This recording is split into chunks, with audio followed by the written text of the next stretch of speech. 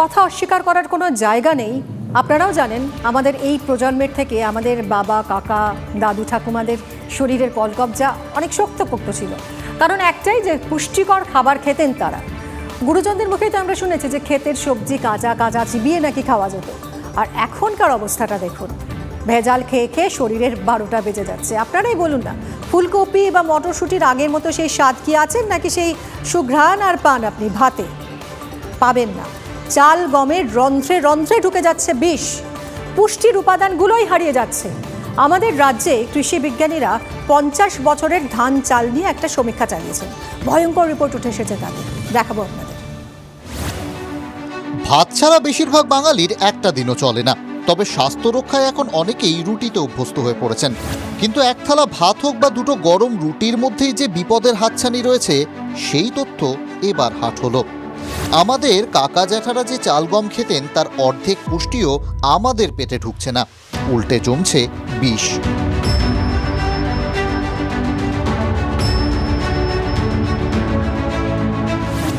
ভারতে উৎপাদিত চাল এবং গমের বিভিন্ন জাত প্রয়োজনীয় স্বাস্থ্যবান্ধব খনিজগুলো হারিয়েছে, তার বদলে পরতে পরতে জমেছে বিষাক্ত উপাদান। এমনই বিপদবার্তা দিলেন কৃষি বিজ্ঞানীরা। গবেষণায় দেখা গেছে ভয়ঙ্কর মাত্রায় পুষ্টিগুণ কমেছে চাল গমের। বাংলার একদল বিজ্ঞানী গবেষক 1960 থেকে 2010 পর্যন্ত 50 বছরে যেসব ধান ও গমের ব্যাপক চাষ হয়েছে তাদের নমুনা নিয়ে পরীক্ষা নিরীক্ষা চালায়। পরীক্ষায় দেখা গেছে এখন যে ধান গমের চাষ হচ্ছে তাতে ক্যালসিয়াম, আয়রন এবং জিঙ্ক সহ প্রয়োজনীয় উপাদানগুলির ঘনত্ব মাত্রাতিরিক্ত কম। 1960 সালের তুলনায় 19 থেকে 45% কম। খুঁটিনাটি পরীক্ষায় দেখা গেছে 2000-এর দশকে চাষ করা ধানে গড় ক্যালসিয়ামের মাত্রা 1960-এর দশকের তুলনায় 45% কম ছিল। আয়রনের মাত্রা ছিল 27% কম। জিঙ্কের মাত্রা ছিল 23% কম। 2010-এর দশকে চাষ করা গমে ক্যালসিয়ামের মাত্রা 50 বছর আগের তুলনায় 30% কম। আয়রনের মাত্রা 19% এবং জিঙ্কের মাত্রা 27% কম। বিশেষজ্ঞদের আশঙ্কা, প্রয়োজনীয় খনিজের মাত্রা কমে আসাটা স্বাস্থ্যের ওপর বিরূপ প্রভাব ফেলতে পারে, কারণ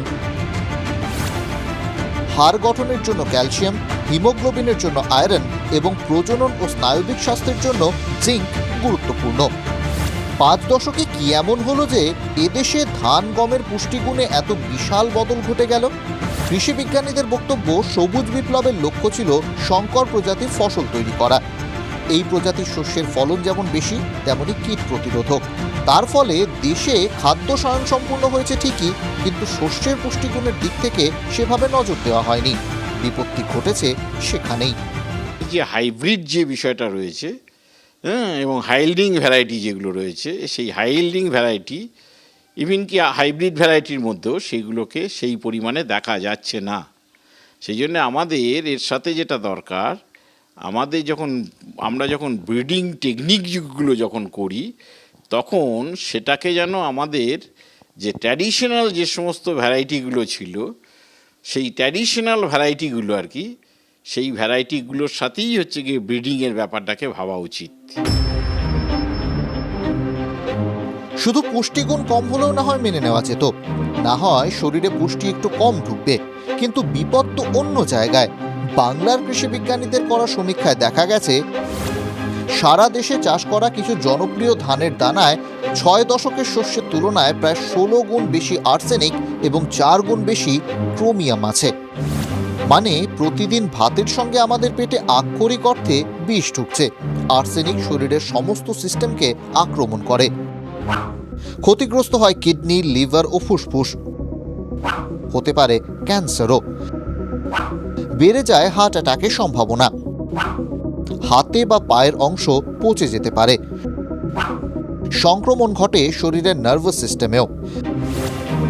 বাংলায় শতাধিক ব্লকে ভূগর্ভস্থ জলে আর্সেনিক দূষণ নিয়ে বহুবার উদ্বেগ প্রকাশ করেছেন বিজ্ঞানী ও গবেষকরা। তাদের মতে সেই জল তুলেই চাষ করার ফলে বিপদ বাড়ছে।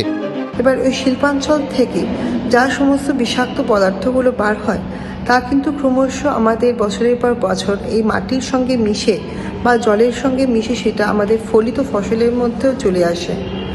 আমাদের ফলিত ফসল যখন সেই জল শোষণ করে চাষবাসের সময়, বা মাটি থেকে যে সমস্ত খনিজগুলো তারা শোষণ করে, সেই সমস্ত খনিজ ওই পদার্থগুলোর মধ্যে থাকে প্রচুর পরিমাণে আর্সেনিক, ক্যাডমিয়াম আর লেডের মতো বিষাক্ত সব পদার্থ, যার ফলে আমাদের শরীরে কিন্তু বিভিন্ন রকমের রোগ ঘটতে পারে। এই যে কম্পোজিট খাবারের ব্যাপার, তাতে কিন্তু ফুড নিউট্রিশনাল সিকিউরিটির সাথে আমাদের হেলথ সিকিউরিটি যে বিষয়টা, সেটাও কিন্তু হচ্ছে গিয়ে এনশিওর করা যাবে।